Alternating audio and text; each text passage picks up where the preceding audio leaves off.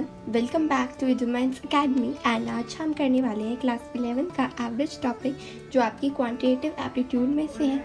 ये एक applied maths का टॉपिक है, but it is important for all the competitive exam and Olympiads का भी एक फेवरेट टॉपिक है। तो आज हम इसे पढ़ेंगे। तो एवरेज वो आप मीन के उससे भी पढ़ते हो, और इसका फॉर्मूला होता है sum of all observations upon total number of observations. तो ये फॉर्मूला होता है, जिसे हम ऐसे भी लिख सकते हैं x1 + x2 + x3 and so on till xn। और इसमें नीचे n का मतलब है टोटल नंबर ऑफ ऑब्जर्वेशंस, कि कितने नंबर ऑफ ऑब्जर्वेशंस का हम टोटल कर रहे हैं, मतलब एवरेज निकाल रहे हैं। ठीक है, इसे आप ऐसे भी लिखते हैं। एंड ये मैंने यहाँ पर इसलिए लिखा है क्योंकि जो आपके MCQs क्वेश्चन होते हैं, अगर थ्योरी रिलेटेड है आपका एवरेज का, तो उसमें ये पूछा जा सकता है आपसे कि इनमें से कौन सा फॉर्मूला है एवरेज का, या इनमें से कौन सा फॉर्मूला नहीं है एवरेज का। तो आप इसके पॉइंट ऑफ व्यू से इसे याद कर सकते हो। तो अब मैं आपको एक एवरेज निकाल के दिखाती हूँ। यहाँ पे कुछ ऑब्जर्वेशंस लिखे हुए हैं, तो इनकी आप कैसे एवरेज निकालोगे। तो देखो, एवरेज निकालने के लिए यहाँ पे मैं x और इसके ऊपर बार लिख रही हूँ, जिसका मीन होता है एवरेज, मतलब एवरेज होता है इसका। एंड देन हम 5 + 2 + 3 + 7 + 8 एंड कितने नंबर्स हैं ये टोटल 5 नंबर्स हैं। तो यहाँ पे 5 आ जाएगा।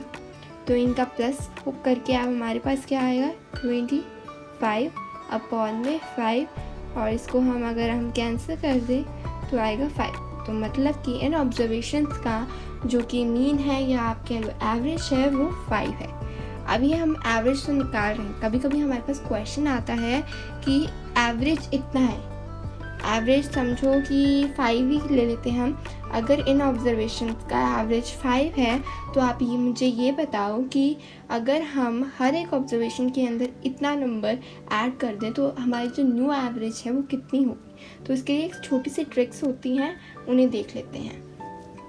अगर हम x ऐड कर देते हैं अगर एक ऑब्जर्वेशन के अंदर, तो हमारी जो एवरेज है वो x से इंक्रीज़ कर जाएगी। ऐसे ही अगर हम सब्ट्रैक्ट करेंगे, मल्टीप्लाई करेंगे, डिवाइड करेंगे, मल्टीप्लाई और डिवाइड हमें नॉन ज़ीरो नंबर से करना है। ठीक है, इससे हमारी जो एवरेज है वो प्लस करेंगे तो एवरेज में भी उतना नंबर प्लस हो जाएगा। ठीक है, अगर सब्ट्रैक्ट करेंगे तो हमारी जो एवरेज है वो उस नंबर से डिक्रीज़ हो जाएगी। अगर हम मल्टीप्लाई करते हैं तो उसी नंबर से हमें अपनी एवरेज को मल्टीप्लाई करेंगे तो हमारी न्यू एवरेज निकल जाएगी।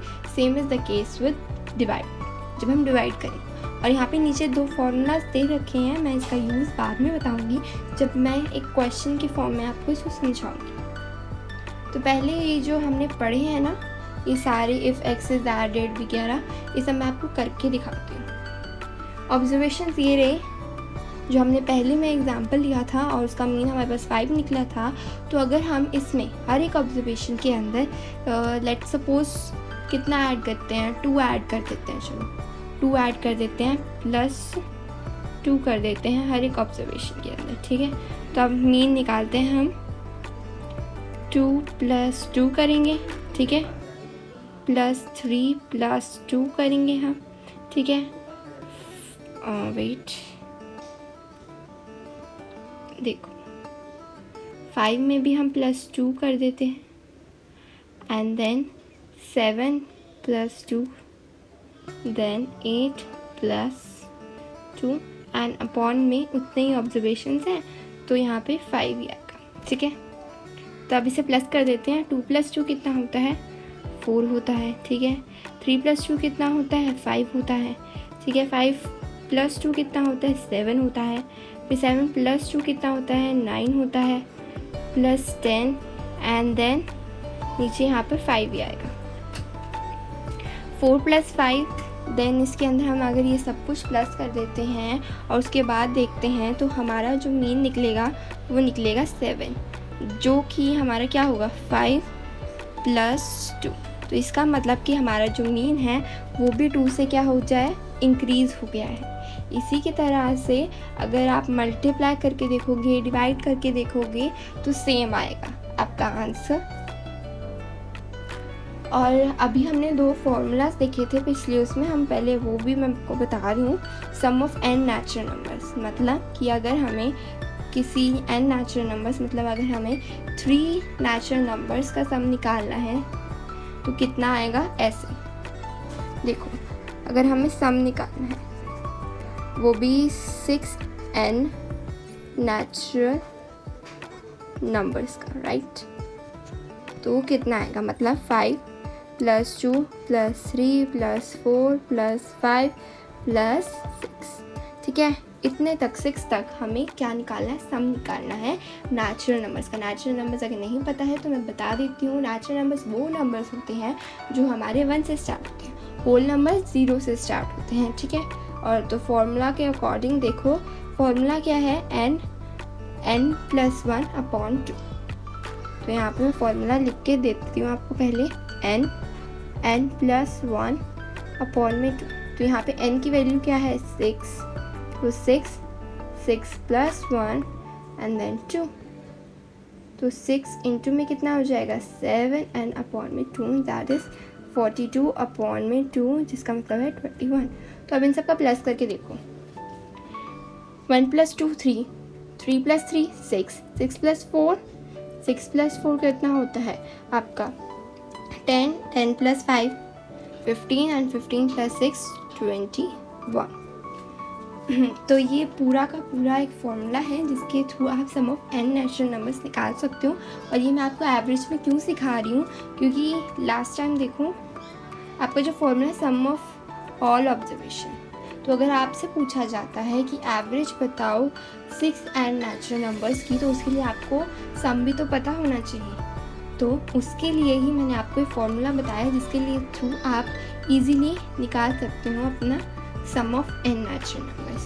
तो इसी के साथ अगर हम देखें तो आपका average of first n natural numbers का भी एक फॉर्मूला है, वो है n + 1/2, या फिर आप कह सकते हो हाफ ऑफ n + 1, ठीक है। तो इन सबको मैं आपको एक क्वेश्चन के थ्रू भी अप्लाई करके दिखाती हूँ। जैसे कि हमें निकालना है find sum of 5 natural numbers, जिसका मतलब है 1 + 2 + 3 + 4 + 5 + 6, सॉरी 6 नहीं 5 तक ही है इसमें, तो 5 तक हमें निकालना है। सब निकाल तो ऐसे भी सकते हैं, पर अगर कोई बड़ा नंबर आ जाए, जैसे कि आपका आ जाए 45, है ना, तो इसका आप निकालते ऐसे थोड़ी निकाल सकते हो 1 + 2 2 + 3 ऐसे करके नहीं निकाल सकते आप, राइट। तो उसके आपको फॉर्मूला लगाना पड़ेगा।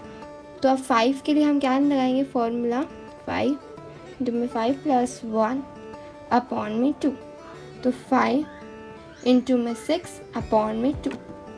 तो 5 6 होता है 30 एंड /2, दैट इज़ हमारा आया है यहाँ पे एवरेज, सॉरी सम 50, ठीक है। इसी के साथ एवरेज का भी मैं दिखाती हूँ फर्स्ट n नेचुरल। इसका तो फॉर्मूला क्या था, n + 1/2। तो यहाँ पे n 5 है + 1/2, तो 6/2 लेंगे तो आपका एवरेज आ जाएगा 3, ठीक है।